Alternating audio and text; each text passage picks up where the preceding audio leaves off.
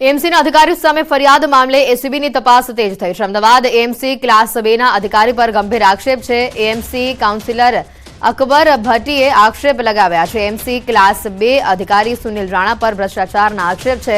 AMC estate વિભાગમાં ભ્રષ્ટાચાર કરતા હોવાના આક્ષેપ છે। દુકાનદારો પાસે બેફામ તોડબાજી કરતા હોવાનો પણ આરોપ છે। આવક કરતા વધુ મિલકત મામલે એએમસીના કર્મી સામે ફરિયાદ દાખલ કરાઈ છે। અમદાવાદ એએમસીના ક્લાસ 2 અધિકારી સુનિલ રાણા સામે કાર્યવાહીને લઈને સમાચાર આવી રહ્યા છે। સુનિલ રાણા પાસે આવક કરતા 306% જેટલી વધુ મિલકત છે। ₹2.75 કરોડથી વધુની અપ્રમાણસરની મિલકત મળી આવી છે। આવક કરતા વધુ મિલકત મળતા એસીબીએ તપાસ આદરી છે। એએમસીમાં વોર્ડ ઇન્સ્પેક્ટર તરીકે ફરજ બજાવે છે સુનિલ રાણા।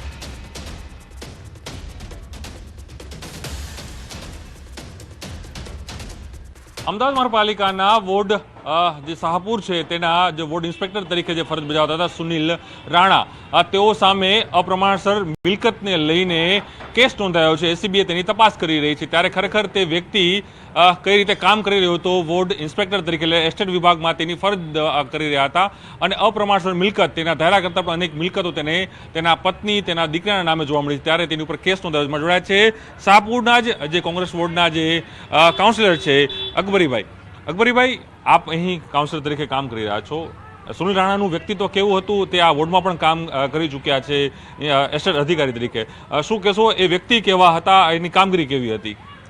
હું શાહપુર કોર્પોરેટર અકબર ભટ્ટી તરીકે જ્યારે અહીંયા ચૂંટાયો પહેલા જ વર્ષમાં મારે સુનિલ રાણાનો અનુભવ થઈ ગયો હતો કે એ લોકોનું પ્રણવભાઈ જોવા જઈએ ને તો નાની મોટી ફરિયાદો અઢળક મળતી હતી। જેવી જોવા જઈએ કે કોઈક મકાન, પોતાનું પતરાનું મકાન રિપેરિંગ કરતા હોય તો બી એ લોકોને બંધ કામ કરાવી દે અને એની પાસે પૈસા માંગે। કોકના થ્રુ આરટીઆઈ કરાવે, આરટીઆઈમાં પછી એ લોકોની મિલીભગત, અધિકારીઓ અને આરટીઆઈ એક્ટિવિસ્ટોની મિલીભગત હોતી હોય કે ભાઈ તમે એને ફલાણાએ અરજી કરી છે, એને જઈને મળો અને એ લોકો એમની અરજી પાછી લે, એમાં એ તોડબાજીના ધંધા થતા હતા।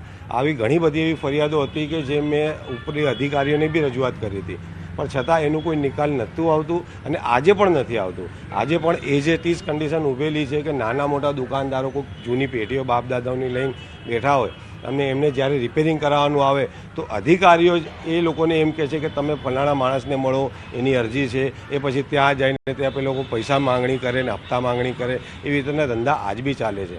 ચોક્કસ આ અકબરી જે કહે છે કે શાહપુરના જે કોર્પોરેટર છે તેઓને ખુદ જાત અનુભવ થાય છે કે આ પ્રકારના જે અધિકારીઓ છે બે કરપ્શન કરી રહ્યા છે, તેને લઈને જ કોર્પોરેશનની ઇમેજ પણ ખરાબ થઈ છે, પરંતુ સાથે જ આ જે આંકડો છે કદાચ એનાથી પણ મોટો હોઈ શકે છે।